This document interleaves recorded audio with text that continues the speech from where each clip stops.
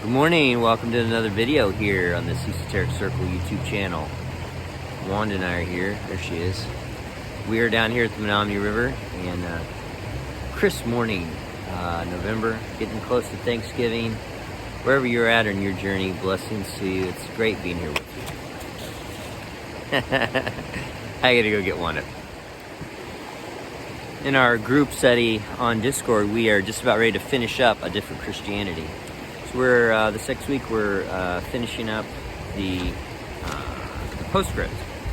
So we're going to be moving on to Maurice Nicole's The New Man. So if you're interested in more of a fourth way biblical standpoint from one of the greatest students of Gurdjieff, Anna Spensky, join us. Just give me a hint here in the comments, and I'll send you the Discord invitation. So there's this one section in the last chapter, chapter 14 of this, because this is, if you want to start with esoteric Christianity in any way, start with Robin Amos's A Different Christianity.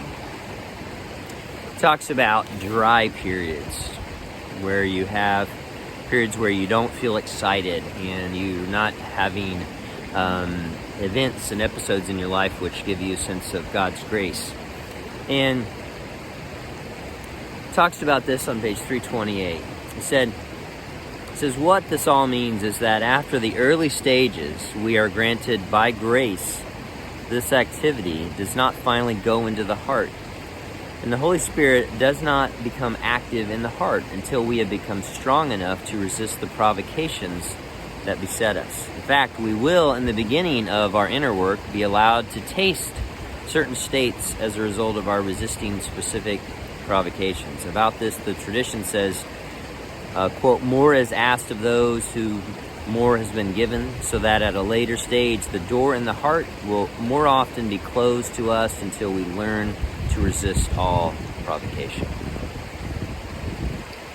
He says this, of course, links with the dark nights described by St. John of the Cross.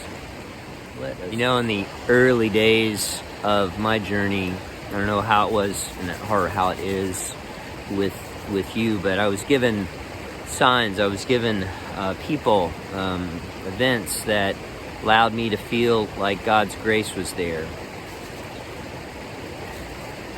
And then they stopped. And I realized that I was, just in a dry period. And it really was. It was years for me. And those years became a decade. And I realized that that paragraph that we just read yesterday in our group, that Robin wrote, is absolutely true in terms of what has happened in my life. In the early days, you're given this encouragement. We call it grace. That's what Paul talks about, where you're given grace, right?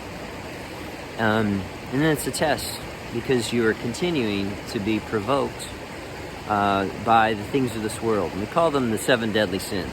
And that chapter of provocation ends with a study of the 7 deadly sins from Evagrius and St. Gregory, or Pope Gregory rather, Pope Gregory I. So these provocations, these things come at you and they test you. And you have to learn how to develop a fort, what is called the magnetic center. Moraviev calls the magnetic center. That's why fourth way is so important, because it gives us modern terminology for this. But you have to work through this period.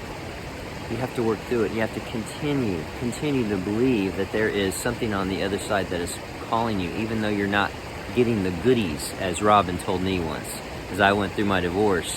He said, you got to learn how to react to God, even when God stops giving you the goodies, right? The cookies, the treats. We're not animals, right? We have to rise above that. And that's the big problem here, isn't it? That we are just animals reacting to stimuli. And we really don't know how to live without living in memory. And we constantly react to memory and the stimuli that reacts to these memories and constantly draws up memory. That's it.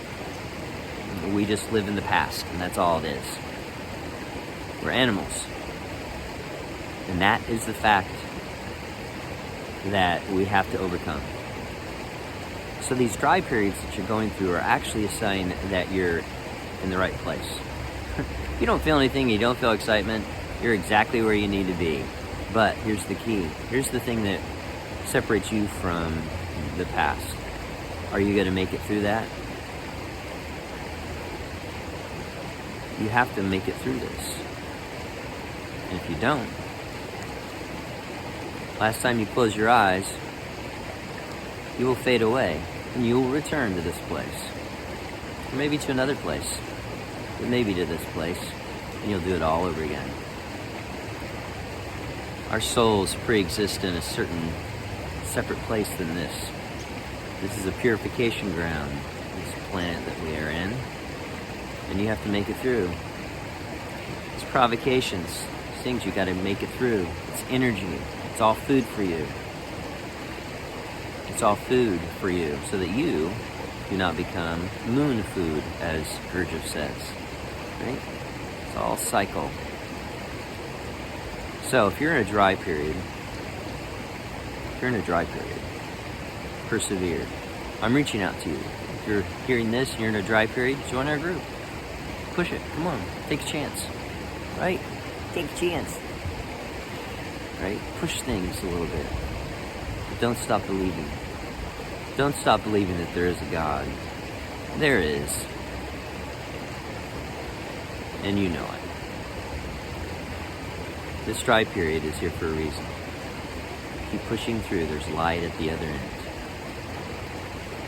Blessings to you, no matter where you're at on your journey. You are loved. You are loved and you are important to this world. Don't forget it. I'll see you.